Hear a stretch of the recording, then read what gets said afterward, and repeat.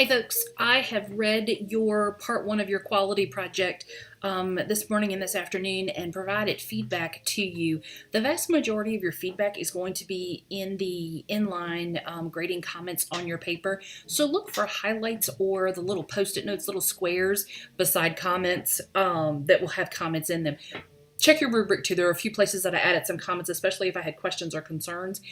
As you go through the feedback, if some of the feedback doesn't make sense, it is so important that you holler at me and say, Dr. Hudgens, I need clarification on this, or I need to understand more about this.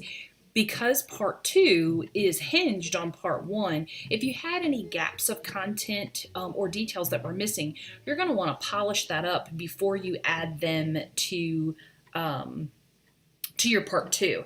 That does not mean that you need to resubmit your paper or even rewrite your paper. Just jot yourself some notes that, Dr. Hudgens said, I need a little bit more information here. And that way you can add it to your part two so that you have a fresh start and kind of a clean beginning with all the information that you are needing. You guys did a great job with this. I'm always interested to see kind of what's going on out there in a variety of practices. Some of you are in a community setting, some of you are on military bases, some of you are in large health systems. It's always interesting to see how similar problems crop up across the industries. Some general topics that came out. Assessing pain. The ER wait time, two of you were doing that, or the throughput of the ER, monitoring vaccine compliance, medication reconciliation, measuring CAUTIs, handoff communication was another one that I don't see very often, which was cool to see. And then there were two of you that came up with sterilizing surgical instruments. So Petrell and Robert win the award for grossing me out by having to think about bioburden in a clinical concept. I'm a little queasy when I have to think about blood and guts, and the thought of someone having to clean OR instruments made me really glad you didn't go really, really deep into the topic. It never even occurred to me that cleaning surgical instruments at the immediate end of use impacted the potential for microorganisms to grow on those instruments by delayed cleaning. That makes common sense. It's just I'm a mental health nurse. That kind of stuff doesn't interest me. So I appreciate Petrell and Robert broadening my horizons, although it cost me a little bit of delay in eating my lunch. Okay, lots of cool ideas. Let's talk real briefly about APA. The use of level headings, I think, is something that some of you are not as sure-footed with. I'm going to send you a hyperlink from Al Purdue that gives you a sample paper. I am someone, you could tell me 100 ways to do something, but until I see it being done, I struggle understanding what you mean. So I have to see a sample of something. So I'm going to send that link to you, and it gives you a really great, actually does a really good job of giving you all sorts of details. But specifically, it will give you very clear examples of what a level heading looks like and when you should use it. So I'm not going to spend a lot of time giving you lots of details. Just know that as you move into these last few courses, the use of level headings is expected, and you should be in complex papers, especially like this one, level 1, level 2, and maybe level 3, depending on how granular you got, but at least level 1 and level 2.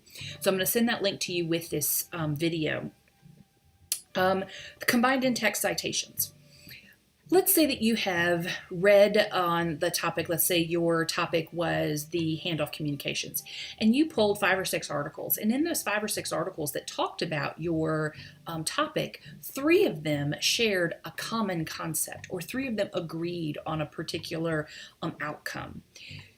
A way to bolster the statement that you put in a paper is by adding multiple in-text citations. And how you do that is, let's go back to those 3 articles that all said kind of the same thing. You would give a synthesis of what they found, and then afterwards you would use an alphabetized in-text citation. So let's say that your authors were Brown, Hall, and Little. So Brown, Hall, and Little in alphabetical order, you would put them in-text citations. So Brown, comma 2015, Hall 2016. 2017, and little 2015, and they would be in an in-text citation all together. When you're reading a document, think about if you've gone into the literature and you've read scholarly articles that are published, and you see multiple in-text citations and you think, wow, where did all those come from? Those are individual author groups that are put in. As you move into your final few courses, know that the more supported your ideas are, the more scholarly in their value. So when you find common themes by multiple authors, put them all in there because it bolsters the validity of what you're saying. And several of you did a fantastic job going ahead and pulling those in. I do want you to know that that's an encouraged practice, and it's expected at this level of graduate writing, especially with things that are commonly said by multiple authors. Let's see. Okay, paper titles. It is great that you are aware that this was a quality paper. Folks, it is okay for you to change the title of your paper away from the assignment title. I want you to think about this in publication. Your title tells your reader what they can expect in the body of that paper. So being able to author a paper that says, quality improvement project part 1, methods for managing medication reconciliation. That's a really good title because it tells me that it's quality based, and then it tells me the theme of the body of that paper. I want you to be okay to move away from using the title of assignments because they don't really tell your reader anything aside from that it was an assignment. I don't want you to get pigeonholed into that because that's really not the purpose of a paper title. A paper title is to guide your reader in understanding what to expect in that paper, specifically thematically. So be okay with broadening your titles of your paper. In-text citations, grammar, all that, you guys are doing great. You guys are really strong writers, and it makes my job such a pleasure because I can really just deal with your content. I can look for ways to help move along your analysis or your thinking. I don't get tangled up in correcting grammar, and that is truly a gift for me from an educator standpoint, so I'm grateful for that. Let's talk briefly about next week. Next week you have reflective exercise 1. This assignment has 2 parts. So you're going to load 2 files when you get ready to submit things. You're going to have a Word document, and then you're going to have a PowerPoint file. Your Word document is your opportunity to explore 1 to 2 examples of innovative practice that have changed in your practice setting. This is low-hanging fruit, guys. Tell me something that's new and shiny and different that you're doing that you weren't doing a year ago or you weren't doing 2 years ago.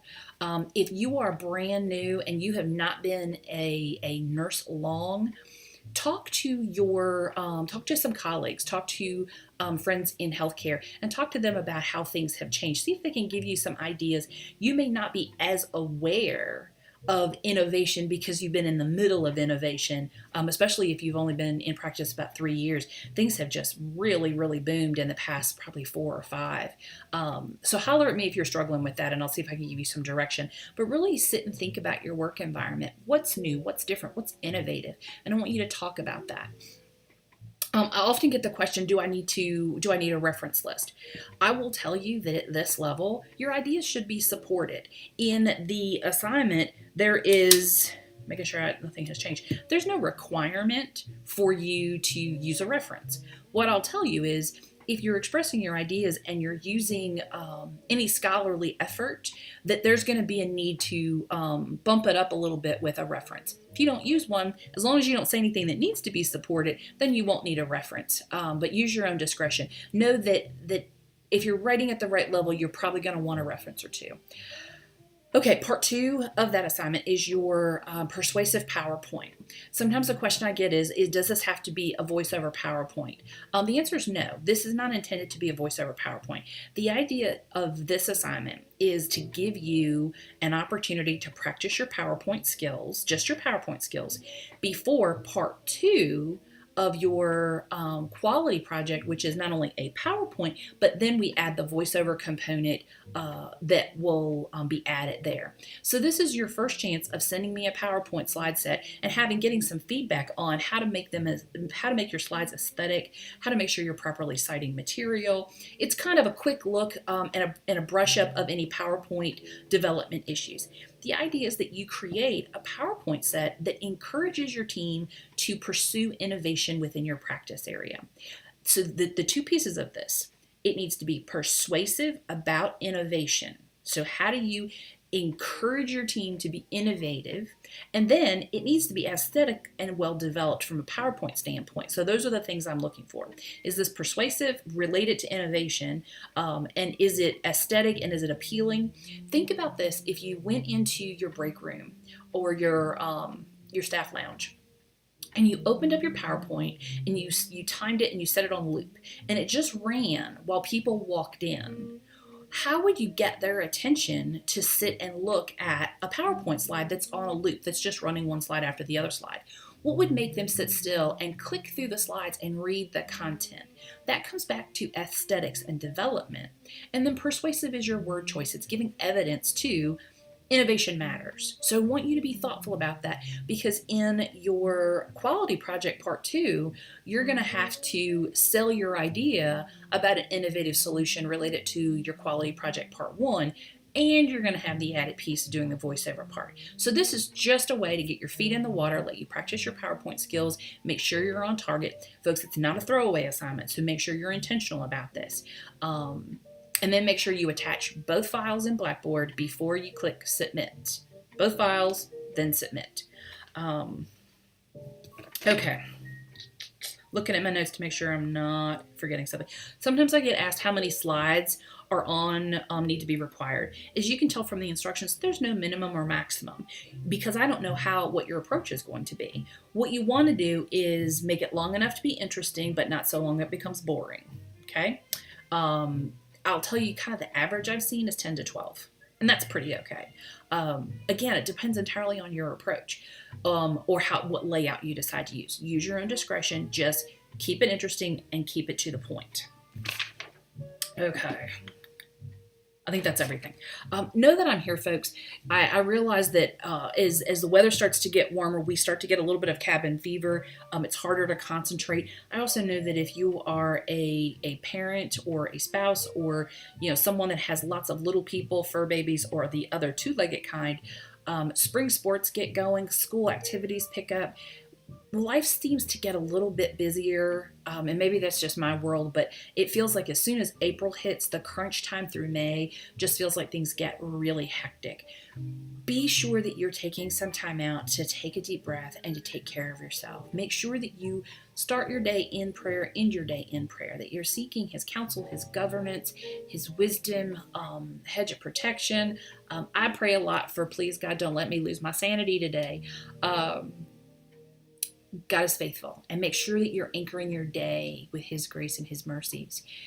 Also, do the other kinds of self-care. Make sure that you're eating, sleeping, that you're getting some exercise. I realize that there feels like if you're anything like my world, you're probably actually more challenged because I'm not in school right now. You feel like there aren't enough minutes in a day. Find those minutes. Make those minutes as often as you can to just sit on the front porch and catch your breath, to take a hot shower and just be alone. Lock the door if you have little children, because they'll be in there.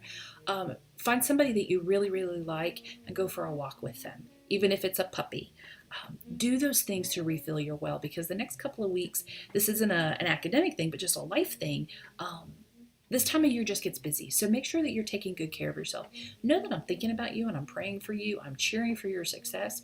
I'm happy to act as a resource. Please continue to use the Ask the Professor link. Make sure that before you post a question that you go back in and you read the other posts so that you're not duplicating questions that have already been asked.